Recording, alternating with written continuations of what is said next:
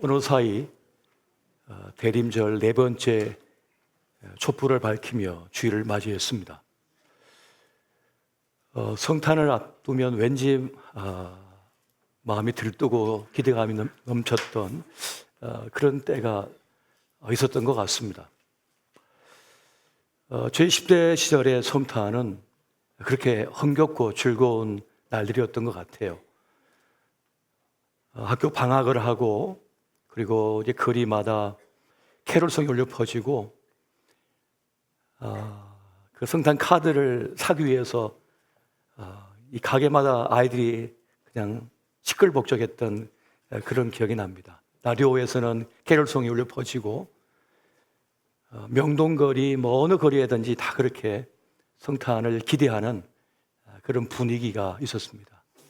그래서 요즘의 성탄절을 만날 때는 좀 예전만 못하다는 생각이 들어서 좀 서글프기까지 한 것 같습니다. 지금 우리는 대림절기를 고요하게 평안하게 보내지 못하고 있는 것 같습니다. 국가적 위기 속에 우리의 마음이 움츠러들었기 때문입니다. 비상계엄과 해제, 탄핵 정국 속에 자칫 이 혼돈과 갈등이 우리 사회의 모든 걸 삼켜버리는 건 아닌가 하는 그런 염려, 두려움이 우리에게 있는 것 같습니다. 그리고 이 첨예한 정치적 갈등 속에서 이 민주주의의 위기를 느낀 사람들이 거리로 뛰쳐나왔고 내가 옳다, 네가 틀리다라고 하는 그러한 다툼 속에 지금 우리는 큰 혼란을 겪고 있는 것 같습니다. 그래서 우리 교우들은 지난 성탄맞이 특세 한 주간 동안 특별히 나라 민족을 위하여 기도의 손을 올렸습니다. 하나님의 비상한 섭리하심, 하나님의 역사하심이 임하여서 이 혼돈을 잠재워 주시고 전화 위복의 기회가 되게 주옵소서. 위기가 도리어 기회가 되어서 이 나라가 다시 번영할 수 있도록 도와달라는 그러한 기도, 또 우리 가정의 여러 가지 문제를 놓고 함께 기도하는 시간을 가졌습니다. 하나님의 사람들은 어떤 사람들입니까? 세상이 보지 못한 것을 보는 사람이고 세상이 믿지 못하는 것을 믿는 사람들인 것입니다. 우리는 하나님의 전능하심이 비상한 손길이 함께하여 이 민족을 안정적으로 만들어 주실 것이고 더 강하고 위대한 나라로 만들어 주실 것을 믿으며 나아가는 사람들입니다.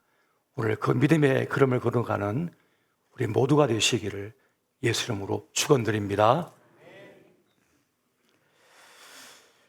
성탄절을 앞둔 이 시간, 이 어려움 속에서 우리가 성탄의 기쁜 노래를 부른다고 하는 것이 좀처럼 쉬운 것은 아닌 것 같습니다. 그런데 이 처음의 성탄절, 처음의 크리스마스가 이루어져 갈 때에도 사실 그러했습니다. 식민지 생활 속에 변변한 삶을 꾸려나가기 매우 힘든 때를 맞은 그 시절에 천사는 가장 낮고 낮은 자리에 찾아와서 성탄의 기쁜 소식을 전해 주었던 것입니다. 아기 예수가 오심이 우리 인류가 기뻐해야 할 가장 큰 소식이라고 그렇게 알려주었던 것입니다. 그래서 누가복음을 보면 이 누가가 전하는 이 성탄 메시지의 핵심은 기쁨이라고 말하고 있습니다. 천사 가브리엘이 마리아를 찾아가서 내뱉던 첫 마디는 이것이었습니다. 기뻐하라, 은혜 입은 자여라고 말을 합니다. 그리고 마리아가 친척인 엘리사벳을 찾아갔을 때 그 뱃속에 태중에 있던 아기는 기뻐서 뛰놀았다고 성경은 기록하고 있습니다. 들에서 양을 치는 목자들에게 천사가 찾아와서 그 두려워하는 목자들에게 그렇게 말을 합니다.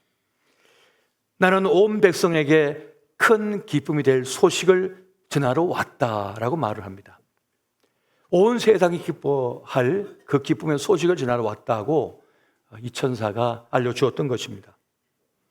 성탄의 사건은 인류사에 있어서 가장 위대한 사건이고 가장 중요한 사건이며 가장 큰 기쁨의 사건 소식이 된다는 것을 지금 말하고 있는 것입니다. 왜 예수님의 탄생은 가장 기쁜 소식이 되어지는 것일까요? 예수님의 오심을 통해서 인류를 향한 하나님의 구원의 큰 역사가 이제 드디어 시작되었기 때문인 것입니다. 오랜 세월 동안 예언되어졌던 메시아, 그 그리스도가 이 땅에 오신 날이 바로 이 성탄절이었기 때문입니다. 우리 인류는 죄로 인하여 멸망합니다. 죄로 인하여 지옥의 심판에 던져지게 됩니다. 이 땅에서 아무리 큰 성공을 거두었고 큰 명예를 가졌고 큰 재물을 가졌고 강한 권력을 가졌다 할지라도 한평생 살다가 그냥 끝납니다. 그냥 사라지는 것입니다. 그리고 심판이 있다고 말씀해 주고 있습니다. 그냥 하루살이라는 거죠. 그러니까 100년도 못 살고 다 그냥 가는 겁니다. 이 시간이 매우 긴 것 같지만 영혼의 관점에서 보면 한 경점밖에 되지 않는 거예요. 그냥 하나의 점밖에 되지 않는 것이 우리의 인생사라는 겁니다. 그런데 그것으로 그냥 소멸하고 멸망한다면 이 얼마나 안타까운 일이 될까요? 그래서 하나님께서는 우리를 그 죄와 사망에서 심판에서 구원하시기 위하여 메시아 구원자를 보내주셨다는 것입니다. 그래서 우리는 그 하나님의 놀라운 축복과 은혜를 누리게 되었다는 것입니다. 예수 그리스도의 오심은 바로 이것입니다. 우리를 구원하신다고 하는 그 놀라우신 그 역사인 것입니다. 어제 한 영상을 보다가 마음이 너무 아팠습니다. 러시아 우크라이나의 전쟁 속에 이 우크라이나 군의 드론이 폭탄을 실은 드론이 파병받은 그 북한 병사들을 향하여 날아갑니다. 정확하게 폭발이 돼서 한 명이 죽고 또 그 다음에 또 날아가서 또 한 명이 죽고 또 한 명이 죽고 또 한 명이 죽고 또 한 명이 죽고 그 20대 초반의 새파란 젊은이들이 그 20초도 안 되는 사이에 다 죽었어요. 그것이 영상으로 다 보여주고 있었습니다. 누가 이 전쟁을 하자고 결정 내린 것입니까? 인간입니다. 인간의 욕심, 인간의 권력욕, 인간의 오판이 그 땅을 얻어서 뭐 할 겁니까? 그 승리를 거둬서 뭐 할 겁니까? 100년도 못 살고 떠날 것을. 이 세상의 최고의 가치 생명인 것입니다. 생명입니다. 그들이 진정한 지도자가 많습니까? 진정한 왕이 많습니까? 진리가 많습니까? 자기 딸이 죽을 것 같으면 그 전쟁을 일으켰을까요? 제일 먼저 자기 아들이 죽을 것 같으면 그 전쟁을 일으켰을까요? 남의 자식 가지고 지금 전쟁 치른 거잖아요. 남의 자식 목숨 가지고 지금 이 시간을 전쟁의 시간으로 채우고 있는 거 아닙니까? 자기가 죽을 것 같으면 했을까요? 인간이 얼마나 어리석은지, 얼마나 엉터리인지, 얼마나 어리석은 존재인지를 우리는 전쟁을 통해서 깨닫고 있는 것입니다. 신이 아닙니다. 그냥 인간일 뿐인 거예요. 그래서 그들은 구원자가 아닌 것입니다. 메시아가 아닌 것입니다. 죄로 점철된 인생, 인류, 우리를 구원하시기 위하여 하나님께서는 자신의 독생 성자인 아기 예수를 이 땅에 보내주신 것입니다. 그분은 참된 왕입니다. 왜? 자기의 목숨을 통하여, 자기의 목숨을 버려서 우리를 구원하고자 하시니까요. 남의 목숨 바쳐서 자기가 사는 게 아니라 자기 목숨 바쳐서 우리를 살리겠다는 겁니다. 침뱉음을 당하고 뺨을 맞고 옷벗김을 받았습니다. 수치가 다 드러났습니다. 채찍을 맞아 온몸이 살이 찢어져서 너덜너덜해졌고 피가 다 쏟아졌습니다. 십자가에 달려 모든 피를 흘리고 모든 물을 흘리고 그래서 죽으면서까지 우리를 포기하지 않았습니다. 그렇게 우리에게 구원의 길을 열어놓으셨습니다. 그것이 바로 성경이 말하고 있는 복음의 진리입니다. 십자가의 진리인 거예요. 그분이 오신 사건이 바로 성탄의 사건입니다. 나를 믿는 자는 생명을 얻었고 더 풍성히 누릴 것이라 말씀하셨습니다. 저 영원 하나님 나라로 우리를 인도하신다고 말씀하는 거예요. 행복은 자기가 만들어낸 것만으로 이루어지지 않는다는 말이 있습니다. 기쁨도 자기가 만들어낸 것만으로 얻을 수 있는 것이 아니다라고 하는 말이 있습니다. 정말 좋은 거, 정말 기쁨의 사건, 행복한 일은 누군가의 헌신과 수고, 애씀을 통하여 우리가 얻게 된다는 그런 말이 되는 것입니다. 산업혁명 시절 한때 영국은 평균 수명이 20세였습니다. 농토를 잃고 농사를 지을 수 없었던 수많은 사람들이 도시로 몰려들었고, 이 산업혁명의 그 흐름 속에서 공장에서 수많은 이들이 노동을 했습니다. 그런데 한때 영국의 수목으로 인하여 2만 명이 한 해에 다 죽었습니다. 그래서 평균 수명이 20세가 된 거예요. 어린아이들이 이제 좀 걸어다니고 물건 들 수 있으면 다 공장에 들어가서 일을 했습니다. 그 유소년들이 말이죠. 그 극한의 작업 환경 속에서 그 엄청난 기름과 그 연기 속에서 하나 둘씩 쓰러져 갔습니다. 척박한 노동 환경 때문인 것이죠. 그래서 사람들이 누구나 죽어나가자 그때부터 이 노동 연령을 제한하기 시작했습니다. 청소년들의 노동에 대하여 엄격한 잣대를 대기 시작했습니다. 그렇게 노동 환경과 노동 시간이 개선되어지자 사람 수명이 늘어나기 시작했습니다. 이것을 만들어내기 위하여 얼마나 많은 사람들이 싸우는지 몰라요. 경영자는 어떻게든 노동을 많이 시켜서 수익을 얻는 것이 목적이었기 때문에 계속 일을 시키고자 하고, 그것을 막아내기 위하여 개선하고자 싸웠던 사람도 있었던 거예요. 그래서 지금의 노동 환경이 또 복제가 이루어지게 된 겁니다. 노예제도에 처음 발생한 곳이 어디입니까? 영국이지 않습니까? 오랜 기간 동안 정착되었던 이 노예의 노동으로 인하여서 영국 사람들은 엄청난 안정된 또 최고의 혜택을 누리는 삶을 살았습니다. 그런데 월버포스라고 하는 젊은 정치가는 이거는 잘못됐다, 이건 성경적으로 잘못된 것이다 하면서 뛰어들었습니다. 싸웠습니다. 일평생을 걸었습니다. 암살 시도가 수없이 많았습니다. 하지만 결국에는 영국의 노예제도를 없애버렸습니다. 그래서 많이들이 그 혜택을 누리게 된 거예요.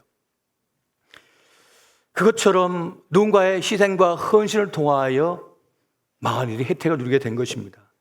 우리의 구원도 마찬가지인 것입니다. 예수 그리스도께서 열어놓으신 그 길, 그 구원의 길, 그분의 희생을 통하여 우리는 그 구원의 감격과 구원의 기쁨을 누리게 된 거예요. 그래서 이것을 아는 사람은 주님으로 인하여 기쁨을 누릴 수가 있는 것입니다. 진정한 기쁨을 이 성탄 때 누릴 수가 있게 되어지는 겁니다. 느헤미야 8장 10절 하반절에 보면 이런 말씀이 있습니다. 이날은 우리 주의 성일이니 근심하지 말라. 여호와를 인하여 기뻐하는 것이 너희의 힘이니라. 한번 따라해 보십시오. 여호와로 인하여 기뻐하는 것이 우리의 힘이 된다. 여호와로 인하여 기뻐하는 것이 바로 우리 모두의 힘이 된다는 것입니다. 여러분, 하나님을 기뻐한다는 것은 어떤 의미가 있는 것일까요? 하박국은 하나님을 기뻐한 대표적인 사람 중에 하나인데요.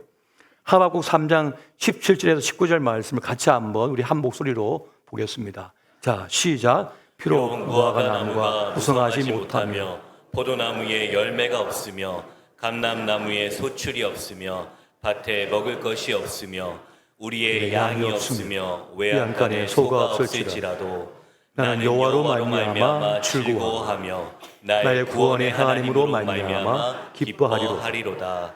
주 여호와는 나의 힘이시라. 나의 발을 사슴과 같게 하사 나를 나의 높은 곳으로 다니게 하시리로다. 이 노래는 치리하는 사람을 위하여 내 수금에 맞춘 것이니라. 아멘.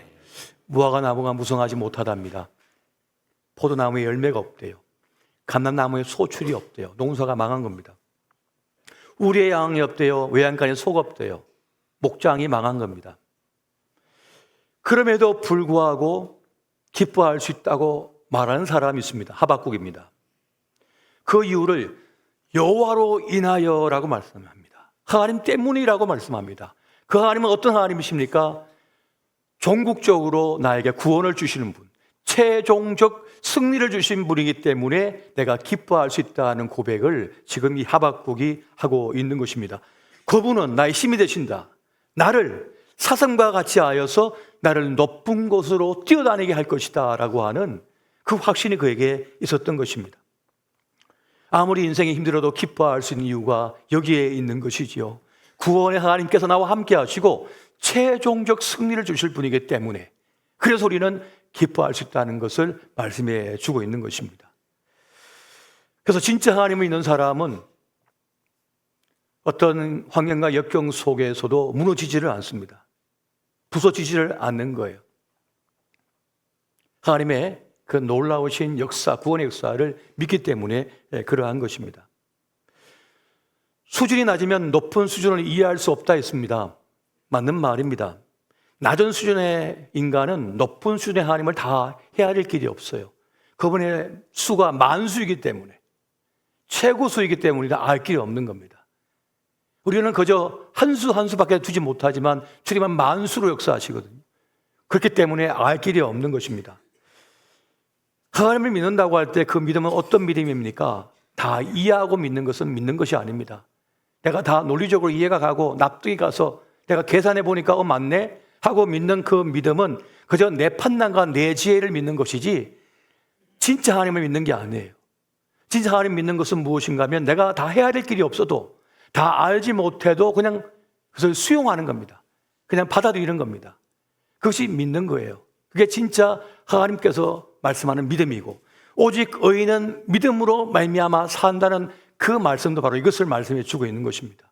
내가 다 보이지 않지만, 다 알지 못하지만, 다 깨닫지 못하지만, 다 납득하지 못하지만 믿습니다. 내가 따릅니다 하고 나아가는 것, 그것이 바로 믿음의 발걸음이 된다는 것입니다. 그래서 하나님이 나에게 있다, 나와 함께 한다는 것을 믿는 사람은 어려운 형편과 역경 속에서도 기뻐할 수 있다는 것을 말씀하는 것입니다. 우리가 이 성탄을 맞이하면서 기뻐해야 할 이유가 여기에 있는 것이지요. 여러분, 하나님은 약속을 반드시 성취하는 분이시거든요.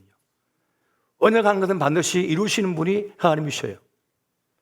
그래서 우리는 주님을 기뻐할 수 있는 것입니다. 사람은요, 자기에게 손해가 되고 또 자신에게 불편하고 문제가 발생하면 그 약속을 저버립니다. 포기해버립니다. 그런데 주님은 우리가 약속하신 것을 반드시 지켜내는 분이에요. 그 십자가 길을 포기하지 않았어요. 끝까지 그 길을 가서 그 온갖 순환과 모욕을 다 당하시면서까지, 목숨을 잃는 자리까지 가면서까지 우리가 언약한 것을 지키셨습니다. 갈라디아서 4장 4절부터 5절까지의 말씀을 믿었습니다. 때가 참에 하나님이 그 아들을 보내사 여자에게서 나게 하시고, 율법 아래 나게 하신 것은 율법 아래 있는 자들을 속량하시고 우리로 아들의 명분을 얻게 하려 하심이라.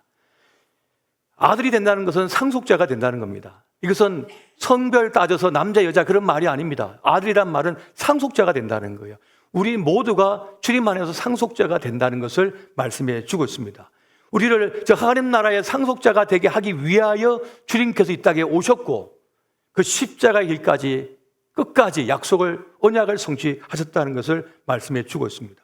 마태복음 1장 21절에 보니까 아들을 낳으리니 그 이름을 예수라 하라. 이런 그가 자기 백성을 그들의 죄에서 구원할 자이심이라 하니라 라고 말씀합니다.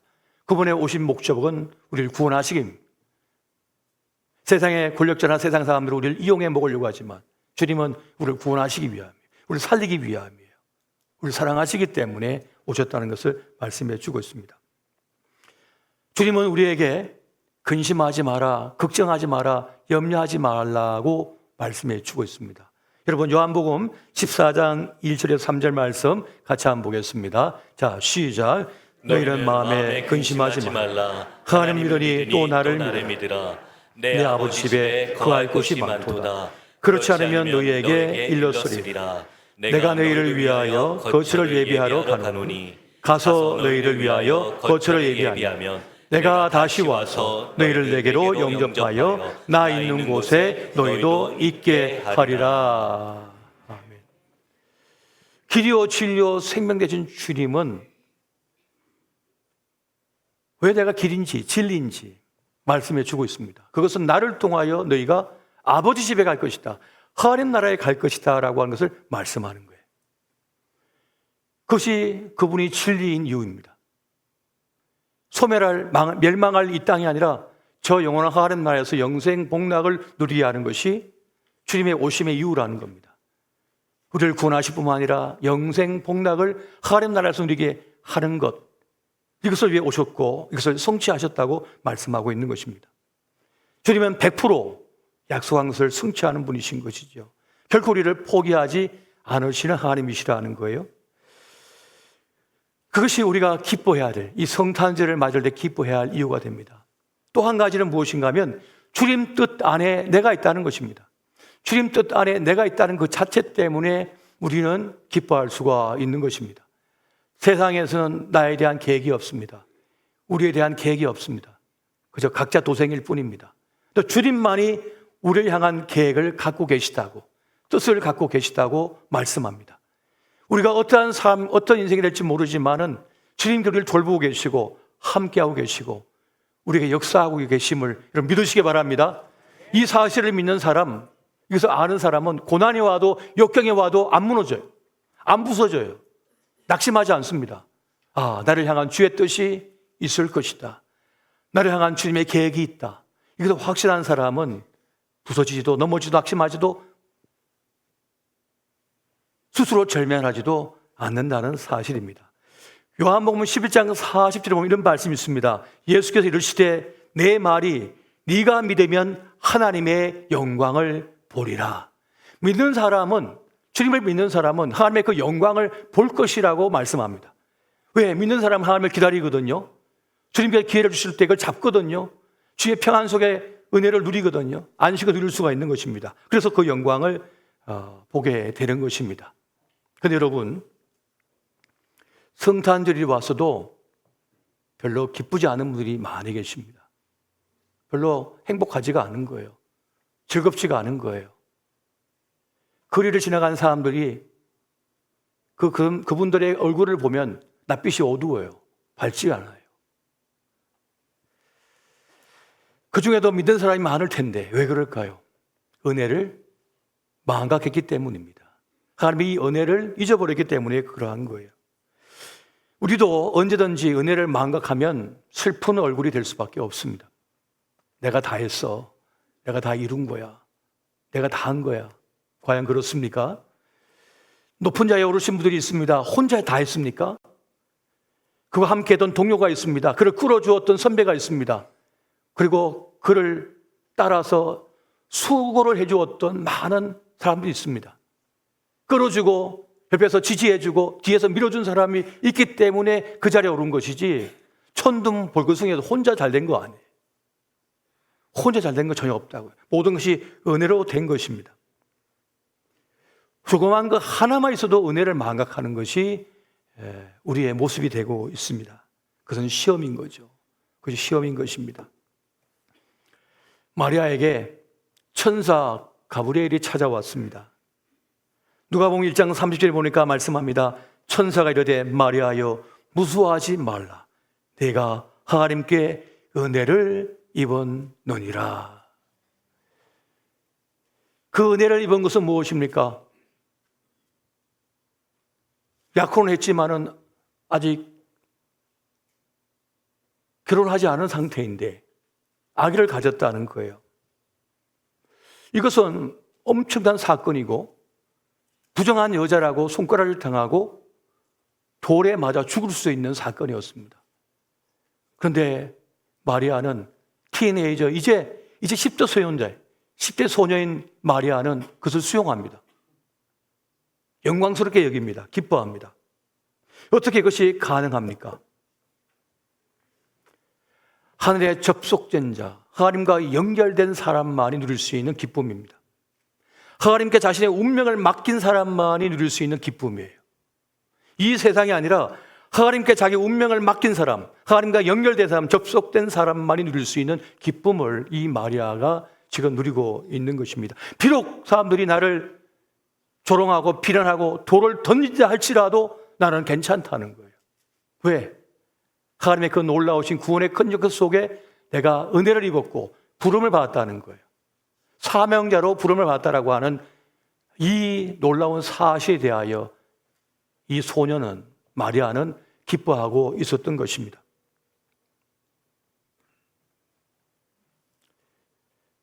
저나 여러분은 하나님께 은혜 입은 자들임을 여러분 기억하시기 바랍니다. 하나님 은혜 속에 있습니다. 구원의 역사가 우리에게 있습니다. 우리는 종국적으로 최종적 승리를 거둘 것이며 저 영원 하나님 나라로 이끌림을 받을 것입니다. 그런데 목사님 왜 이렇게 얼굴이 굳어 계십니까? 하고 물으실지도 모르겠어요. 속으로는 엄청 기쁜데 주일마다 제가 긴장을 해가지고 그렇습니다. 긴장을 해갖고 제가 예배를 준비하고 말씀을 준비하면 토요일 날은 거의 잠을 잘 못 자거든요. 눈을 감아도 거의 정신은 깨어 있는 상태에서 토요일 밤을 보내고 이제 주일을 맞이하는데 이 강단에 올라올 때도 정말 엄청난 두려움과 떨림, 긴장감 속에서 이제 예배를 인도하고 말씀을 전합니다. 그러다 보니까 저도 모르게 얼굴이 좀 경직되거나 긴장된 상태가 되는데 속으로는 엄청 기쁘지만은 겉으로는 긴장하고 있는 거예요. 마치 신랑 신부가 무척 기쁘고 행복한 결혼 식장에 들어오지만은 표정이 긴장된 상태가 있을 때가 있거든요. 그와 똑같은 것입니다. 여러분, 우리는 하나님의 구원 계획 속에 있음을 믿으시기 바랍니다. 하나님의 구원의 큰 역사 속에 우리가 부름을 받았습니다. 또 사명자로 부름을 받은 거예요. 그렇기 때문에 우리는 내 삶에 대하여 기뻐할 수 있고 또 평안을 누릴 수가 있는 것입니다. 지금 힘들고 어려운 때를 만났지만은 하나님의 구원의 크신 역사 속에 내가 있다는 사실, 또 하나님의 능력의 손에 우리 붙들고 있음을 여러분 믿으시기 바랍니다. 그 기쁨 가운데 이 성탄을 맞이하시기 바랍니다. 지난 12월 첫 주에 우리 교회 창립 기념 부흥성회가 있었습니다. 그 첫째 날에 강사 목사님께서 저와 이제 제가 같이 식사를 하는데 그 말씀을 하시는 거예요. 주님의 교회는 왜 성탄 트리가 큰 게 없습니까? 그래서 경제도 어렵고 많이 어려운 때에 사는데 교회가 너무 막 번쩍번쩍하고 그러면은 좀 그렇기도 하고, 또 우리 교회는 사실 재정의 50%를 밖으로 흘려내 보내는 그러한 사역들을 하는 중에 있어서 굳이 그렇게까지는 하지 않았습니다. 그랬더니 그러시는 겁니다. 저도 그 전에는 그렇게 생각을 했다고 그래요. 그런데 어느 사이 보니까 이 지구촌에 성탄절을 없애는 문화가 생기기 시작했답니다. 이제 스타벅스 같은 데 가도 성탄 트리가 없습니다. 캐럴송이 울려 퍼지지가 않습니다. 그리고 미국에서는 크리스마스가 아니라 그냥 홀리데이로 부르는 경우가 많습니다. 왜 그렇습니까? 기독교를 없애고자 하는 거예요.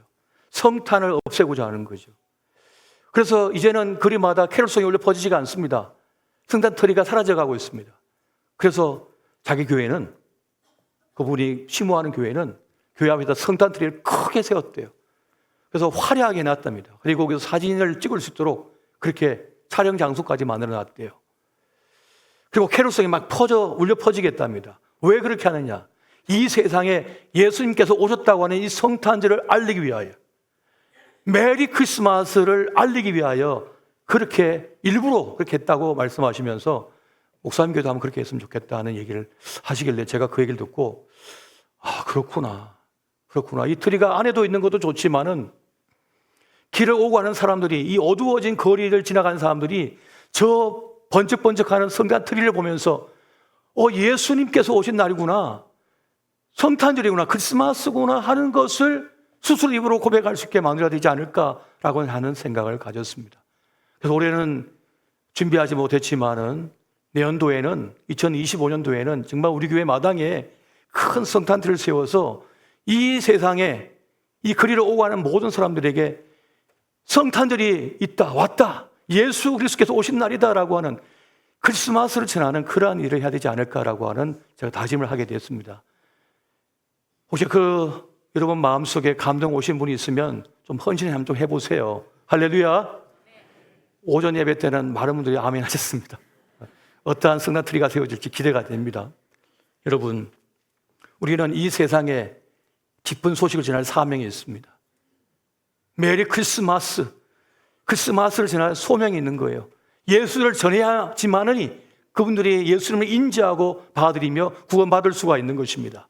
오늘 저와 여러분이 그렇게 이 기쁜 소식을 전하는 주님의 은혜 받은 자가 되시기를 예수 이름으로 축원드립니다.